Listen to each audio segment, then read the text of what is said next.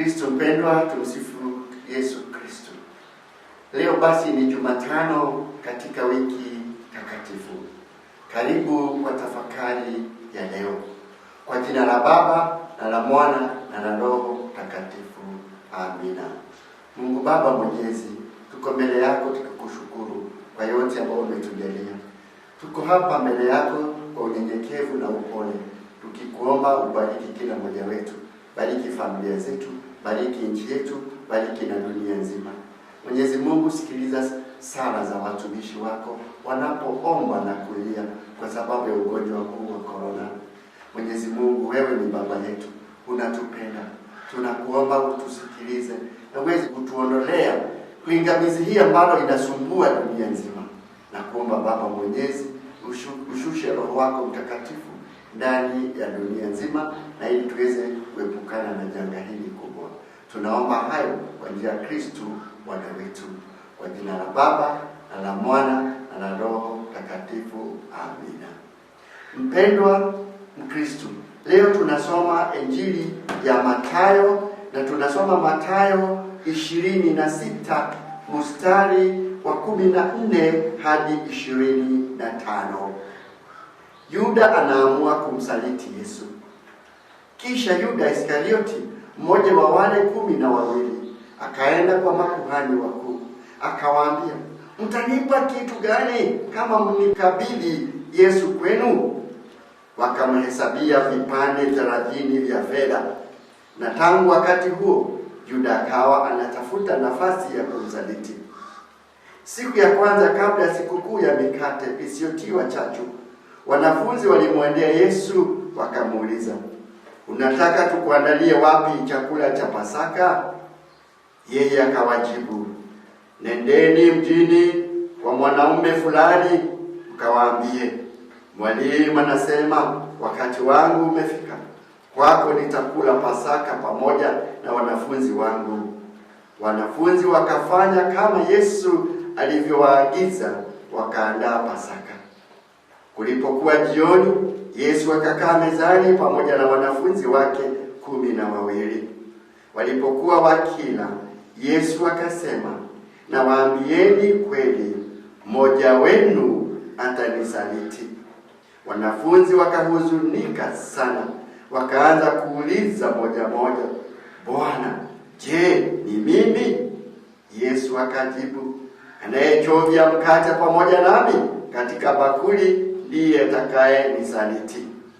Naam, mwanamtu anakwenda zake kama maandiko matakatifu yasemavyo, lakini ole wake mtu yule atakayemsaliti mwana wa Mungu. Ingalikuwa afadhali kwa mtu huyo kama hangalizaliwa." Yuda ambaye ndiye aliyetaka kumsaliti akamuuliza, "Mwalimu, je, ni mimi?" Yesu akamjibu, "Wewe umesema." Injili ya Bwana. Sifa kwako Kristo.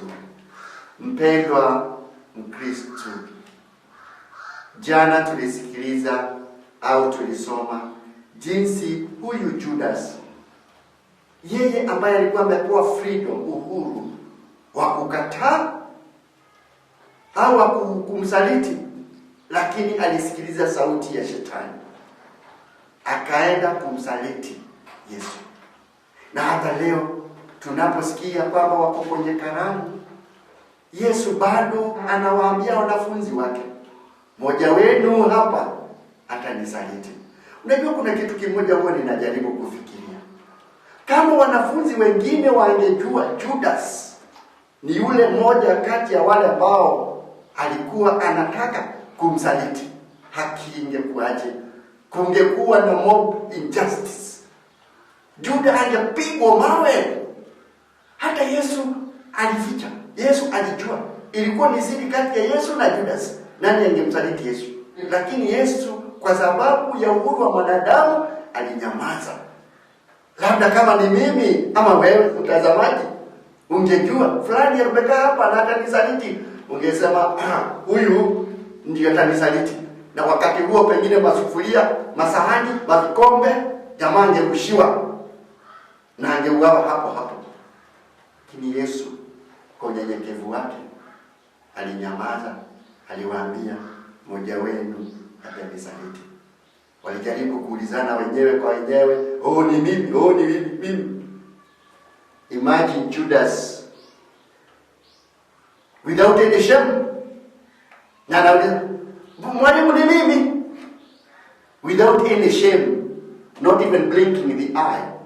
Anauliza Yesu, ni mimi? Na Yesu akasema, ndio umesema. Wengine hawakusikia, labda wengine hawakuelewa Yesu alisema nini. Na mambo yote ikaisha, na akatoka na akaenda kufanya yale aliyoyafanya. Akaenda kumuuza Yesu kwa pesa 30. Labda tunamlaumu Judas sana. Labda kuna wakati fulani aliona kwamba Yesu alikuwa na tegemeo tofauti. Alikuwa na picha tofauti ya Yesu. Walikuwa wameteswa na Warumi. Labda alikuwa ameona Yesu ni wale ambao atakuja kuwa Mesaya, yule ambaye atakuja kukomboa. Lakini to his disappointment akaona, huyu mtu hapana. Fadhali tumalizane na yeye mapema. Usioni chochote huyu mtu atafanya. Na ndio sababu labda aliweza kuharakisha mambo, akaenda kumuuza Yesu kwa pesa. Pesa, mtazamaji, msikilizaji, ni nzuri. Pesa ni nzuri tunapozitumia kwa mambo ya kuleta maendeleo. Pesa ni nzuri tunapozitumia kwa mambo mazuri. Lakini tusiwe watumwa wa pesa. Wakati huu wa corona tumetumiwa picha kutoka Italy. Matajiri tunaonyeshwa picha wanatoa pesa kutoka kwa manyumba zao, wanazirusha chini barabarani. Wanasema ndio nimekuwa na hizi pesa zote, hazijanisaidia. Kuna rafiki yangu hapa Rongai ameniambia kaka yake huko Amerika ako na pesa na amekuwa akiweka pesa na labda hapo anatumia ndugu zake hapa Kenya. Sasa ameanza kuzituma kuwatumia ndugu zake hapa Kenya, na mwambie nimeona pesa hizi hazina faida. Corona imetufundisha pesa ni bure. Tunaweza kuwa na pesa na kuna hata hospitali tunaweza enda nazo. Wote tunaenda hospitali moja na watu wanakufa. Hizo pesa zisaidii na hazijui maskini wala tajiri. Judas alimuuza mkombozi wetu kwa pesa. Tunapotumia pesa vizuri ni sawa. Tusikubali kutumia pesa vibaya. Tuna mifano mingi duniani, watu wameuza wengine, wamesaliti wengine kwa sababu ya pesa na wivu. Tujikinge na hatari za tamaa. Wakati wiki hii takatifu ni wiki ambapo tunaona kuhusu tamaa. Tamaa ya vitu vya dunia. Vitu vya dunia ni za kuisha. Na hata huyu Judas baadaye alikuja kurealize hizi pesa hazimsaidii. Alienda akajinyonga, aliona hizi pesa ni bure. Ndugu yangu, wiki hii ni wiki ya kufikiria na kuchagua mambo ya muhimu katika maisha yetu. Nimchague Mungu au nichague vitu vya dunia? Ninapochagua vitu vya dunia hazitanisaidia hata kidogo. Tuchague Mungu ambaye ufalme wake ni wa milele. Kristo aliingia Yerusalemu Jumapili iliyopita kama mfalme wa mbingu na dunia. Ufalme wake ni wa milele. Ufalme wake si wa dunia. Ufalme wake ni wa milele na milele. Dunia hii sio yetu. Dunia hii sisi ni watu wa kupita. Tumeona jinsi maelfu wamekufa kwa sababu na ugonjwa wa corona. Tujihadhari na vitu vya dunia. Ni wiki ambapo, hii wiki ya mateso, tuteseke na Yesu na tuteseke tukiona vile dunia watu wengi wanateseka. Tuteseke nao. Tuomboleze na wale wanaoomboleza. Tuwafikirie wagonjwa ambao ni wengi mahospitalini na manyumbani. Ni kipindi cha tunapotazama msalaba wa Yesu hapa. Tuomboleze na wale wanaoomboleza. Tuwafikirie wagonjwa ambao ni wengi mahospitalini na manyumbani. Ni kipindi cha tunapotazama msalaba wa Yesu hapa. Tuomboleze na wale wanaoomboleza. Tuwafikirie wagonjwa ambao ni wengi mahospitalini na manyumbani. Ni kipindi cha tunapotazama msalaba wa Yesu hapa. Yesu alipokufa msalabani, kifo chake kilileta wokovu. Aliteseka hapa msalabani kwa ajili ya dhambi zetu. Na hata sisi wiki hii, yale mateso watu wengi wanaoyapitia, nasi tuweze kuingia ndani ya maisha yao, tuteseke na hao. Wale maelfu wamekufa, familia zao hata hawajapata nafasi ya kuwazika, tuweze kuingia katika mioyo yao.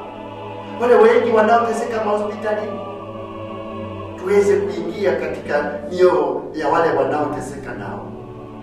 Mwenyezi Mungu aweze kutupatia neema na baraka wiki hii takatifu, tuweze kujiweka tayari, tuweze kumkaribisha Kristo katika maisha yetu. Mwenyezi Mungu awabariki, Baba na Mwana na Roho Mtakatifu. Amina.